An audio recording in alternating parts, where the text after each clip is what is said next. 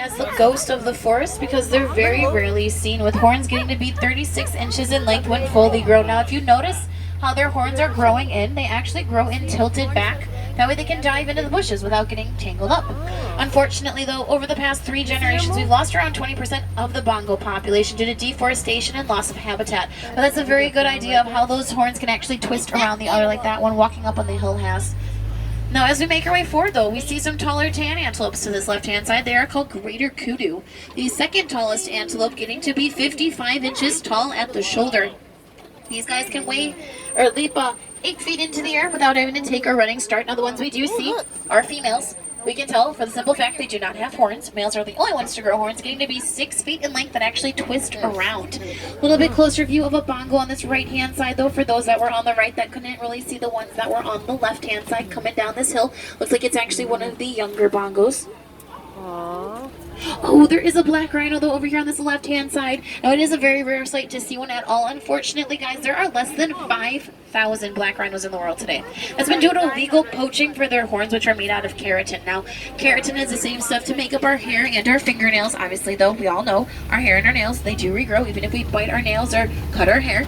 Unfortunately, that's not really how it works for a rhino. Once their horns are gone, they're gone. They don't regrow, and unfortunately, it doesn't really end well for the rhino when they are poached for them. So it's very important we do all we can to keep them as safe as possible and out of the hands of poachers, to keep them as safe as possible and around for generations to come. But we are going to start to make our way out of the forest and head on over to the Safi River. Now, the river is home to many water-dwelling animals such as the Nile hippopotamus. Hippos hold their breath for around 8 minutes at a time before the body floats them to the surface for a quick breath of air.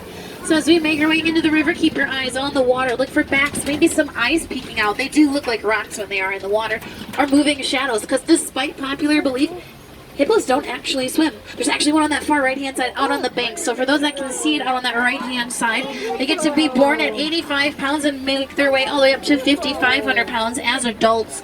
One of the most dangerous animals actually throughout all of Africa. Very territorial, aggressive animals. They've actually been known to take down the Nile crocodile before. I do see some more up ahead on the left-hand side. A group of them, like we are about to see, is actually referred to as a bloat. Now, despite popular belief, hippos don't swim. They just tuck their back legs behind them and use their front legs to walk and run across the bottom of the surface. Now, across from us on this island to the left is a pod of pink-backed pelicans, getting their name and coloration on the back sides during the mating season of a rose-pink coloration. When fully grown, they are the smallest of the 7 species of pelican, with wingspans ranging anywhere from 7 to 9 feet in length. Now, there is one that's walking down here. Maybe we'll walk out and we'll surface. There you go. Make sure you're staying seated. Now, how some of these hippos are hanging out of the water with like their backs and their heads peeking out. If it was sunnier out, that wouldn't actually be a problem with them when it would come to like getting sunburned from the sun. Hippos are actually the only animal to have a built-in sunscreen. Other animals have to roll around in mud and dirt to keep themselves safe. Now, as we make our way across this bridge, though, beneath on that left-hand side in the water is a float, but out on land is a basque of Nile crocodile. Nile crocodile get to be as long as giraffes are tall, which is 20 feet in length, eating about half their body weight in one sitting. Now, these guys are going to weigh in at roughly 500 pounds when fully grown. So that's around 250 pounds of meat that they're going to eat, allowing them to go days, weeks, possibly even all the way up to a month without having to get another meal, holding their breath for 2 hours at a time underwater, reaching a speed of 10 miles per hour out on land. Now, anytime that they have their mouths open does not necessarily mean they're hungry. That's going to be the easiest way for them to help cool and regulate their body temperatures in order to not overheat.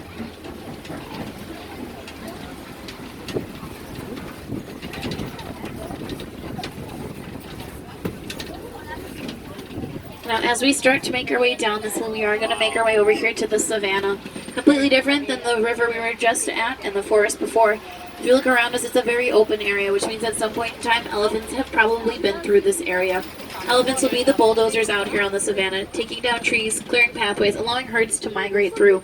If you recall when we were talking about the crocodiles, I said that they get to be as long as giraffes are tall. I do see some giraffes up ahead in the distance. We'll make our way closer to them. But if you look at a lot of these trees, a lot of the trees are taken care of pretty well near the bases where the giraffes are going to be able to reach up to get those leaves. Now, once those leaves are gone, it's going to allow for sunlight to then shine down on the ground when all of the animals that are grass grazing animals eat the grass and they migrate out, so that way it can start to regrow for herds to migrate through. And if you look down that pathway, you're going to see some tiny tan animals with white underbellies, black racing stripes. They're all kind of huddled over there on that dirt path.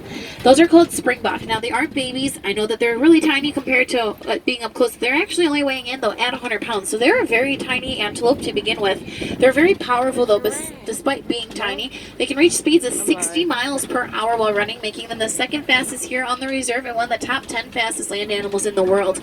They can also leap 6 feet in the air and pronk 13 feet, or spring. Pronking and springing, they're the same thing. That's where they actually get their name, though, the springbok from. It's a rainbow-shaped motion that they make when they pronk. Now, we might look out. We might come in contact with a predator. I do see one walking up. Oh, it's a pack of wild African dog. Now, the wild African dog is also referred to as the painted dog for the unique coloration and patchwork that they have on their fur. Now, despite looking cute and cuddly, these little guys are actually not that nice. They are the top hunter throughout all of Africa. They will chase down the lion, make sure everybody's staying seated. They chase down their prey, out hunting the cheetah and the lion with a 90% success rate. They will chase their prey till it can no longer run and drops from exhaustion. Over on that left-hand side are some sable antelope, getting to be the official emblem here of the Harambe Wildlife Reserve, with horns that get to be anywhere from 2 to 5 feet in length when they are fully grown. And they're so aggressive and so strong with their horns, they have been known to throw lions off of their bodies while being attacked. The ones we just saw were females, by the way. We could tell based off of their coats, females are red compared to males who are brown. The more the males age, the brown does turn to the color black. Now, the tall structures that we're passing, they're called termite mounds. It looks like there are some shorter ones up ahead as well. Fairly common things to see out here on the savannah. Termite mounds are made out of saliva and dirt, getting to be as hard as concrete, allowing a large animal like an elephant to use it as a scratching post. Obviously, over time, they do wear them apart, allowing tiny antelope like the springbok, we're actually going to get a little bit easier view of on the right-hand side, to use it as a lookout post to make sure nobody's trying to sneak up on them. So a little bit easier view of a springbok over on that right-hand side. So they are still fairly tiny. And we are going to continue to make our way forward. It looks like we're getting a little bit closer to the Tower of Maasai giraffes. We're also getting closer to a herd of white-bearded wildebeest. Wildebeest take part in one of the largest migrations each year with 1.5 million. Now, within the first 15 minutes of being born, the babies can start to run. Unfortunately, if they cannot run, they do get left behind by the rest of the herd for a safety precaution. Another safety precaution they take is they'll lay down in rows facing different directions. That way, if they see a predator coming from one area, whoever sees it can sound an alarm to alert not only their herd, but the other herds that might be migrating with them. That way, they can all make their way to safety. Referred to as the gnu, which is spelled GNU for a low grunting noise they make. Their name in Afrikaans does mean wild beast. Now, up on that hill, a little bit farther up, there are some larger cattle with large white U-shaped horns. Those are called Ankoli cattle. Hopefully, we'll get a bit closer to them. But a little bit closer, these are Patterson eland within the wildebeest. There are actually a couple of babies laying near the rocks. There's a female walking up on the hill. Now, when born, if you look at those baby elands, they do have thin white stripes on them. They will be born with those thin white stripes, and then as they grow up, they do fade away. The Patterson eland is the tallest and largest antelope at 6 feet tall and fully grown at the shoulder. Weighing in at 2,000 pounds, they can leap 8 feet in the air without having to take a running start. Look, move. Now we're gonna pull forward. You did. Now, as long as this giraffe stays right where it is, we can stop here. Now, that tongue gets to be 1.5 feet long, being the color blue to make sure it doesn't get burnt from the sun. If you look on top of their head, they also have horns called ossicones. Both males and females will grow them. Now, they are Maasai. If you look at their coats, they have that very messy, jagged pattern. That's where they get the Maasai name from. Now, born baby giraffes are 6 feet tall, weighing in at 150 pounds. Within the first year, they do double in size to get to be 12 feet tall. And then within that next year after that, within the ages of 2 to 3, they do the rest of their growing, and they get to be 20 feet tall. Oh, now up ahead there is a male elephant. We're going to pull forward and go get a better look at him. Ooh! Wow! Elephant! Ooh. Oh, she feeding the elephant. She's feeding the elephant. She's feeding the elephant.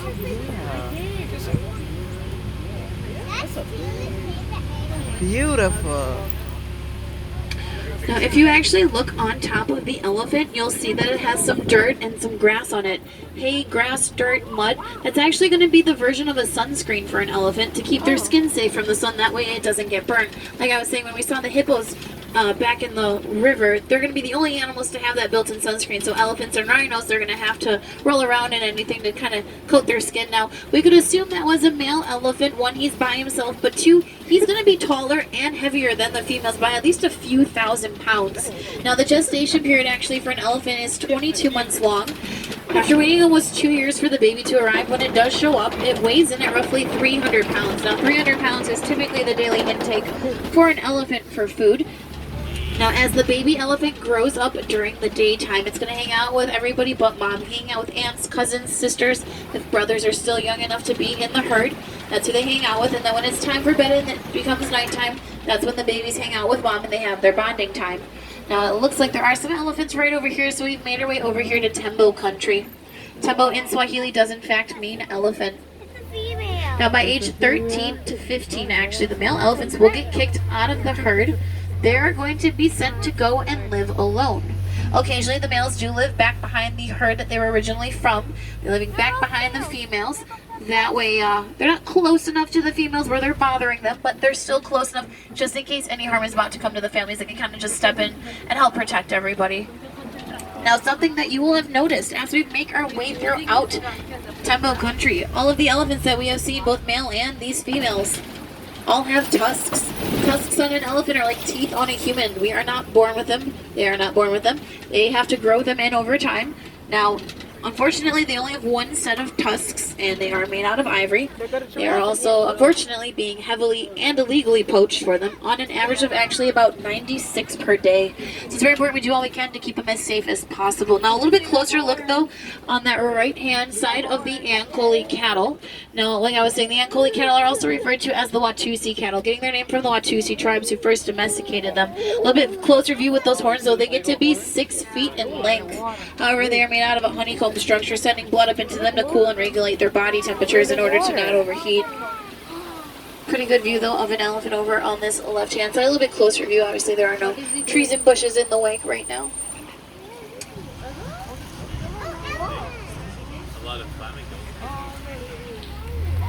Now, as we make our way around the island, there's a flamboyant, it's a greater flamingo.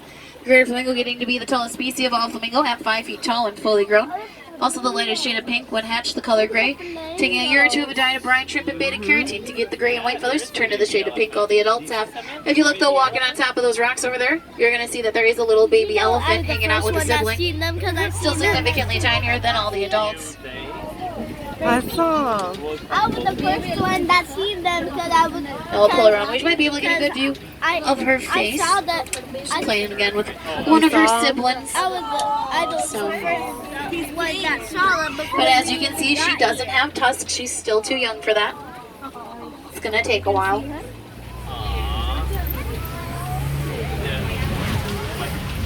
Oh, it looks like there's a crash of white rhino up ahead now. That is fitting for the simple fact that we have actually made our way over to white rhino territory. And the reason it's called white rhino territory, obviously, we do see some white rhino. Those larger mud piles is why it's white rhino territory. They're going to use those large mud piles to use as a sunscreen and to cool their body temperatures down because their skin is actually an inch thick. So they're going to warm up fairly quickly. Now there is a crash of them up ahead. So we'll make our way closer to them. Hopefully we'll get a good view of them. When fully grown, weighing in at 5,000 pounds, they can still charge at the same 35 miles per hour that we saw the black rhino back in the forest can without skipping a beat. Obviously, couple extra 1,000 pounds to carry with them, but they do a pretty good job at it. Now, their eyesight, unfortunately, is not that great, which is why they're probably as close to the road as they currently are. They can't actually see our trucks unless they're pretty much right next to it, so they really have to depend on their sense of smell and hearing to get by. Unfortunately, just like black rhinos, though, they are poached for their keratin horns and look there, so again, very important we keep these animals as safe as possible and out of the hands of poachers. Now, the white rhino doesn't actually get its name from the coloration of its skin. It's going to get it from the Afrikaans word vite, meaning wide jaw, which is, again, why they can't submerge themselves in water like elephants or hippos can, and they have to use the large mud piles. Obviously, though, there was a miscommunication, and they wound up becoming the white rhino. But we'll go take a close look at them. It looks like there's a good handful of them up ahead. There's also some Bontebok over here to the left as well. My head is cold. Put on your, first of all, that's on the floor. Now, as we've made our way throughout the entire reserve, we have talked a lot about how a lot of these animals, unfortunately, they're being poached, they're losing their homes, all of the bad things pretty much that are happening out in the wild. Unfortunately, these botchbok that we see over here to the left did not really have that great of a story out in the wild as well. Currently, they are actually extinct out in the wild. Wow. That has been due to poaching for their horns. And when it's really sunny out and the sun shines on their coats, it actually turns that darker patch that you see near like the white belly, it turns it to a dark shade of purple. So they were being poached for those. Now, For what? That's so not too messed long up. ago, actually, there was a man who had a farm with 17 of these botchbok left on it, and from those 17, they have been able to safely repopulate the botchbok in the reserves. That way, at some point in time, we can hopefully get them back out into the wild and reintroduce them to their natural habitats. Now, near this crash of white rhinos, if you look up on the hill, there is a cheetah, the fastest land animal, reaching speeds of 70 miles per hour while running, with an uneven tail to help balance itself out. With being a diurnal animal, doing all of its hunting during the daytime, they have tear shapes going from their eyes down to their mouth to reflect the sun off of their face in order to not get blinded. A little bit of a closer look, though, at this crash of white rhino. As long as that one stays a little bit far away from us, we should be able to stop for a little bit. But we'll continue to make our way forward. We're actually going to head on over here to the Copies. Now, within a Copie will live a pride of lions. Within that pride, it will be one male. The rest will all be females and their cubs. Now, they do tend to be inactive for about 20 hours of the day, so if we do happen to find any, there's a good possibility they are probably going to be resting up. The reason they rest up so much during the daytime is during the evening they do all of the hunting. The ones to do the hunting will be on the females. The male stays back to guard the Copie, and the cubs only doing about 10% of the actual hunt itself. Now, it looks like there are some over here to the left. Now, a lion's eyesight is similar to ours during the daytime, but during the evening hours it gets to be 6 times stronger, allowing the females to see what they're chasing down while reaching a speed of 40 miles per hour. It looks like there is a male lion kind of curled up over there to that left-hand side. You can see his mane. Now, the male lion, the older he gets, the darker the mane becomes, turning a brownish-black coloration the more with age. When fully projecting their roar, they can be heard from 5 miles away, and their tongues are so strong that they can actually clear carcasses with just one lick. Wow. Now, I do spot some ostrich up ahead. The ostrich will be the tallest and largest bird, however, a flightless one, using their wings to make directions that they run, reaching speeds of 40 miles per hour.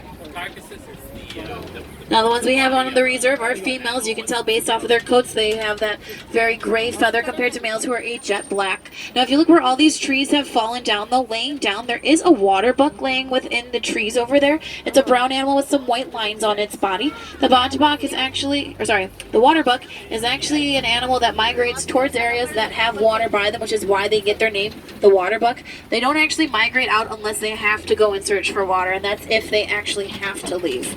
Now, they all will have a white ring on their backside, which is going to be unique to each water buck. That way they can tell each other apart during the evening hours when they migrate through, though, the nighttime. The moonlight reflects off of the white ring. That way they can stay with the correct herd. Now, we've made our way over here to Magadi Glen, which is the newest spot here on the reserve. It's always changing, so we never actually know what we're going to find until we make our way over here. So we'll go see what we can hopefully luck out on, though, today. As we make the turn, I do spot a couple of yellow-billed storks, getting their name from the long yellow bill that they have. They do nest in pairs like these two will. They are also a carnivorous bird, eating anything from snakes, lizards, toads, rodents, fish, even smaller birds. Pretty much anything made of meat that actually fit inside of their bill is what those birds are going to eat.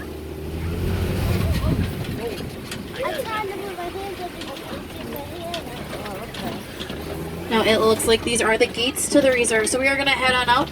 I'm going to drop you all back off at the warden post. If you want to see more animals, though, you're always more than welcome to join us for another safari. No two are ever actually the same, and the animals always make sure of that. Even during those nighttime safaris, you never know what you might see, let alone hear. More of the nocturnal animals are a little bit more active than they are right now. Now, folks, unfortunately, for a lot of the animals we just got to see here on the reserve and a lot that call Animal Kingdom home, they are on those endangered species list, if not already on their way to extinction. So it's very important we do all we can to keep them as safe as possible. Whether it's the small things such as recycling old electronics, papers, or bottles, turning lights off when we leave rooms, or even not running the water as long as we normally do. If you want to, or if you can, help an animal directly, you can always make a donation to a conservation club. But again, if you can't, it's the little things in our daily lives that we need to see and watch what we do to make sure that they don't have to continue to tear down habitats. Because a lot of the animals that are on the reserve and live here in Animal Kingdom, and a lot that don't even live here, are losing their lives because of loss of habitat or loss of life because of illegal poaching. Now, if you are a wilderness explorer, the name of the truck is Simba 1. You can get your badge after we unload at the dock up ahead at the little green hut to the right. Now, folks, instead of leaving you all with goodbye, I'm going to leave you all with Kwaharini. It means to go well. So, Kwaharini, have a great rest of your day here in Harambe and wherever else your travels may be taking you throughout the animal kingdom. Chamakoti.